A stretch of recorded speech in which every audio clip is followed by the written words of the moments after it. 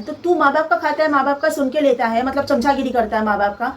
मैंने उन सबको वही बोला जवाब में, आज भी मैं यही बोलती हूँ, मैं आगे हर बार यही बोलूँगी, तू आ, मैं खिलाती हूँ तुझे, कर मेरा चमचागिरी। तो जिसका खाएगा उसका चमचागिरी अगर तुझे करना है तो आना मेरे पास, बीवी का खा बैठ के, कर मेरी चमचागिरी। मैं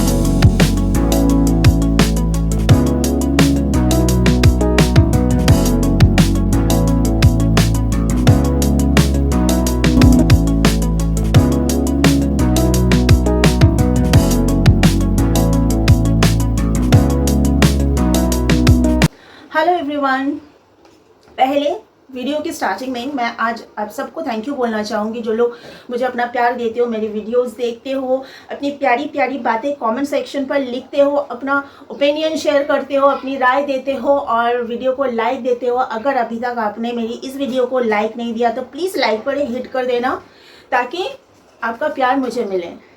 और प्यार देने के लिए thank you so very much. एक मैडम है, कुछ महीना हुआ है मेरे साथ जुड़ी है और इनके कमेंट्स मुझे बहुत पसंद है, बहुत अच्छे से कमेंट करते हैं। कल इन्होंने एक 6-7 लाइन का एक कमेंट लिखा है जिसका जवाब मुझे देना है, मुझे बहुत अच्छा लगा और मैं पढ़ के आप सबको भी सुनाना चाहती हूँ। मैं इनको स्पेशली रिप्लाई भी करना चाहती हूँ, जिसके लिए मैं आज की वीडियो बना रही हूँ। काशिफ कृष्णा शर्मा नाम है इनका। तो शर्मा जी ने लिखा है, कोई बात नहीं बेटे, भगवान सब ठीक करेगा, आप अपने आप को समझाएं और प्यार से समझने की कोशिश कीजिएगा, अपने हस्बैंड को समझने की कोशिश कीजिएगा। और औरत में बहुत ताकत होती है। आसपास की आवाज़ को प्लीज़ इग्नोर कर देना, क्योंकि मुझे पता है बाहर से आवाज़ आ रही है, तो इसके लिए सॉरी। और औरत में बहुत ताकत होती है, आप कर सकते हैं, ज़रूर कोशिश करना अपना रिश्ता बचाने की। इन्होंने मतलब शायद स्पेलिंग मिस्टेक किया है, बचाने की जगह बढ़ाने की हो गया।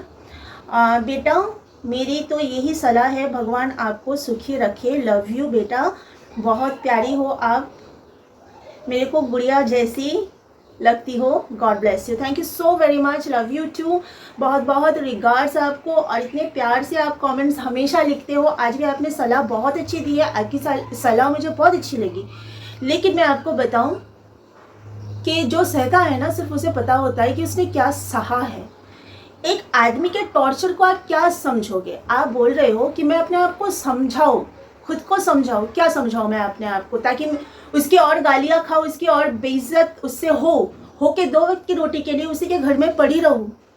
इतनी लाचार ऊपर वाला किसी को भी नहीं बनाया है, किसी को तो छोड़िए, जो लाचार हैं उनकी अलग बात है, उनकी अलग कहानी है। लेकिन यहाँ पे अगर मैं अपनी बात करूँ, ऊपर वाले ने मुझे कोई लाचारी दी नहीं है, मुझे कोई लाचारी पड़ी नहीं है कि मैं 2 वक्त की रोटी के लिए किसी के घर में किसी की बेइज्जती सुन के लूँ और ये भी सुनूँ कि हमारे घर में रहते हो, मेरे माँ बाप का खाते हो, हमारा सुनना पड़ेगा। ये तो शायद आपको भी कोई बोलेगा तो आपको भी मंजूर नहीं होगा, क्योंकि 2 वक्त की रोटी के लिए इंसान को इतना गिरना पड़ेगा, किसी से बेइज्जत होके, किसी के माँ बाप की गालियाँ खा के, उसकी गालियाँ खा के उस घर में रहना पड़े।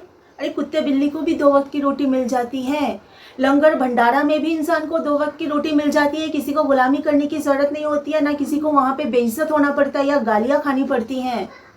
तो 2 वक्त की रोटी के लिए मैं किसी के घर में गालियाँ क्यों खाऊं, जब मैं 2 वक्त की रोटी खुद खा भी सकती हूँ और भगवान की कृपा से मैं खिला भी सकती हूँ। और वो जो बंदा मुझे ये सब बोल रहा है कि हमारे घर में रहते हो, मेरे माँ बाप का खाते हो, ये नहीं बोल रहा है कि मेरा खाते हो, क्योंकि उसका बाप उस घर को चलाता है, उसका बाप का पेंशन से वो घर चलता है, इसके लिए मेरे माँ बाप का खाते हो। तो जिस बंदे की गालियाँ मैं खा रही हूँ, जिस बंदे से बेइज्जत मैं हो रही हूँ, उस बंदे में खुद में दम नहीं है कि वो अपनी बीवी को खिलाए। फिर भी मैं शादी करके उस घर में इसलिए गई थी क्योंकि बड़ा बड़ा फेंका था उसने, शादी से पहले बहुत फेंका था और मैं लपेटते गई, ये करेंगे वो करेंगे वो करेंगे, किया तो कुछ भी नहीं है, सिर्फ बीवी को बेइज्जत करने के अलावा उसने जब तक मैं उस घर में रही कुछ भी नहीं किया है। अब आपने बोला है कि औरत में बहुत शक्ति होती है, ऑफ कोर्स शक्ति होती है, वो शक्तिशाली औरत मैं हूँ जो खुद मैं कमा के खा सकती हूँ और खा रही हूँ। तो लाइफ में ना सबसे इम्पोर्टेंट क्या होता है मालूम है?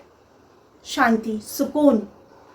और जो इंसान आपकी लाइफ में रह के आपकी शांति छीनता है, आपका सुकून छीनता है, उसका रहना इतना इम्पोर्टेंट नहीं है आपके लाइफ में। रिश्ता बचाना मेरे लिए इम्पोर्टेंट है, पर खुद की इज्जत गिरा के नहीं।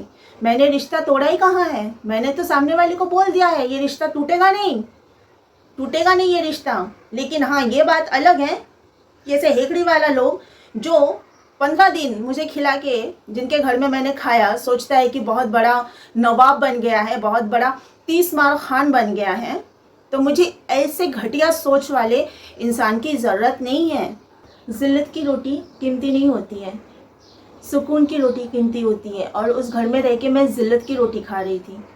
वो रोटी गले से उतरती भी नहीं है। कोई आपको जलील कर कर के अगर खाना खिलाएगा तो वो खाना आपके गले से उतरेगा भी नहीं, वो खाना हजम भी नहीं होता है। और यहाँ मैं खुद कमा रही हूँ इज्जत से, खा रही हूँ इज्जत से और सुकून से ज़िंदगी जी रही हूँ। My sanity is much more important than his presence in my life. कोई आपकी लाइफ में रह के आपका मेंटल हेल्थ, आपका फिजिकल हेल्थ ख़राब कर रहा है तो उसका आपकी लाइफ में नहीं रहना ही बेटर है।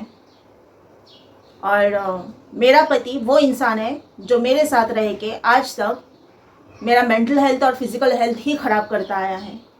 इसका मतलब ये नहीं कि मैंने रिश्ता ख़त्म कर दिया। आपने लिखा है ना कि रिश्ते को बचा लो। रिश्ते को तो मैं बचा के रखी हूँ, अपने तरफ से पूरा बचा के रखी हूँ। मैंने बंदे को बोल दिया है कि ये रिश्ता टूटेगा नहीं, ये शादी टूटेगी नहीं, दोनों की रजामंदी से ये शादी हुई है।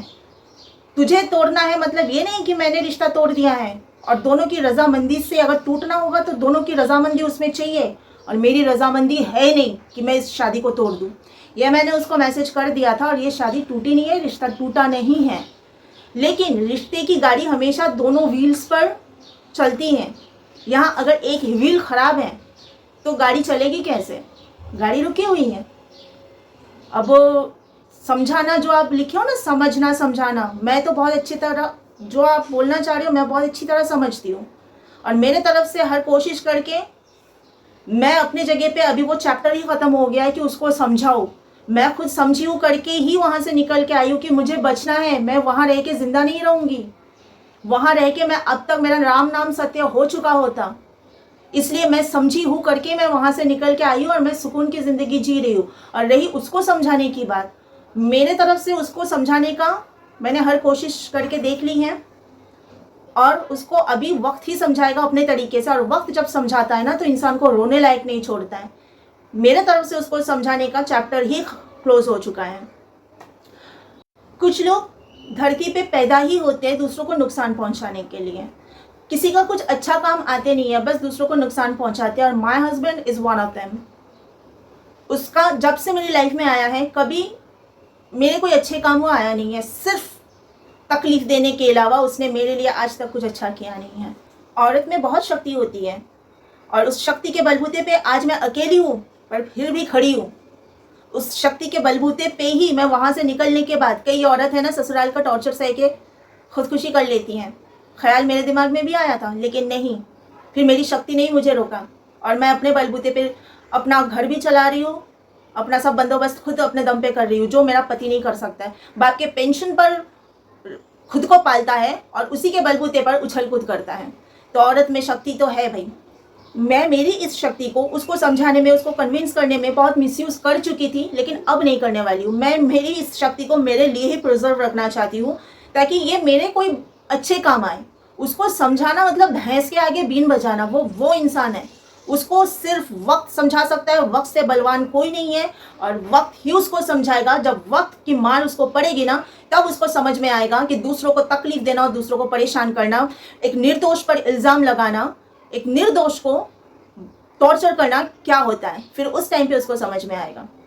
तो अब मेरे तरफ से जितना करना था, जितना इस रिश्ते को देना था मैं दे चुकी हूँ। अब मुझे और भैंस के आगे बीन बजाना नहीं है और गिड़गिड़ाना है ही नहीं गिरे हुए इंसान के आगे। वो इतना गिरा हुआ इंसान है कि उसको लोगों को गिराने में मज़ा आता है। तो अब मेरे तरफ से जितना करना था, जितना इस रिश्ते को देना था मैं दे चुकी हूँ। अब मुझे और भैंस के आगे बीन नहीं बजाना है। मेरी शक्ति का मिसयूज़ मुझे और नहीं करना है। अब जो करेगा वक्त करेगा और वक्त जब करेगा बहुत अच्छे से करेगा, ये बात मुझे पता है। तो यही बात मुझे लगा कि आपका कमेंट मुझे अच्छा लगा था। बड़े जो होते हैं, आपने मुझे बेटा कहा, मुझे बहुत अपना फील आया, अपनापन बहुत मैंने फील किया। इतने प्यार से आप बोलते हो। लेकिन मैंने कहा ना कि जो सहता है सिर्फ उसी को पता होता है उसने क्या सहा और क्यों सहूँ मैं। कोई आपके साथ अन्याय करते जा रहा है, आप क्यों सहोगे? या तो आप बेबस हो, आप लाचार हो, मजबूर हो, इसलिए आप सह रहे हो, लेकिन मैं तो हूँ नहीं, मैं ना लाचार हूँ, ना बेबस हूँ, ना मजबूर हूँ। किस लिए मैं किसी का किया हुआ अत्याचार सह के लूँ? रास्ते में तो पड़ी हुई हूँ नहीं, मेरी खुद की फैमिली है, पेरेंट है, और 2 वक्त की रोटी मैं खुद कमा के खा सकती हूँ। लोग जब सुनते हैं, मेरे पहचान के लोग ये कहते हैं, सब लोग रिश्तेदार से लेके सब लोग यही कहते हैं कि वो जो बंदा है, पति, सो कॉल्ड पति मेरा, वो माँ बाप का खाता है ना, वो सुन के लेता है, इसके लिए वो भी वही चाहता है। तो तू माँ बाप का खाता है, माँ बाप का सुन के लेता है, मतलब चमचागिरी करता है माँ बाप का। मैंने उन सबको वही बोला जवाब में, आज भी मैं यही बोलती हूँ, मैं आगे हर बार यही बोलूँगी, तू आ, मैं खिलाती हूँ तुझे, कर मेरा चमचागिरी। तो जिसका खाएगा उसका चमचागिरी अगर तुझे करना है तो आना मेरे पास, बीवी का खा बैठ के, कर मेरी चमचागिरी। मैं इस बंदे को समझ नहीं पाई हूँ। कल ही कोई मुझसे बात कर रहा था, बोल रहा था 15 दिन तुझे सर पे बिठा के उसने रखा था, अचानक तो घर से गायब हुई 2 दिन, और 2 दिन के बाद उसका बदला हुआ रूप वो तुझे खून करने के लिए दौड़ रहा है। ये कोई शायद उसके माँ ने कुछ तंत्र वंत्र किया रहेगा। मैंने बोला कि मैंने जो चीज़ देखी नहीं आंखों से मैं क्यों बोलूँ, लेकिन अगर किया भी होगा तो वो सज़ा भोगेगी। गलत करेगा कोई भी तो गलत का तो अंजाम गलत ही होता है। और नहीं भी किया, अगर उसका मतलब मेरे पति का ये सब किया हुआ प्री प्लान था सब कुछ, कि 15 दिन मैं अच्छे से रहूँगा, उसके साथ खूब प्यार का नाटक करूँगा, और 15 दिन के बाद फिर उसका बैंड बजाऊँगा, ये भी हो सकता है। क्योंकि मैंने तो कुछ, मुझे कुछ समझ में नहीं आ रहा है। 15 दिन जो बंदा मेरे सिवा उसको कुछ देख नहीं रहा था, 15 दिन के बाद मैं घर से बाहर निकली 2 दिन के लिए, और फिर से पूरा बाजी पलट गया। जो भी है, मैं उस चीज़ को लेके अभी और वीडियो को लंबा नहीं करूँगी। जो भी है समय के साथ सब पता चलेगा क्या सच है क्या नहीं, क्योंकि झूठ कभी छुपता नहीं है, सच कभी छुपता नहीं है।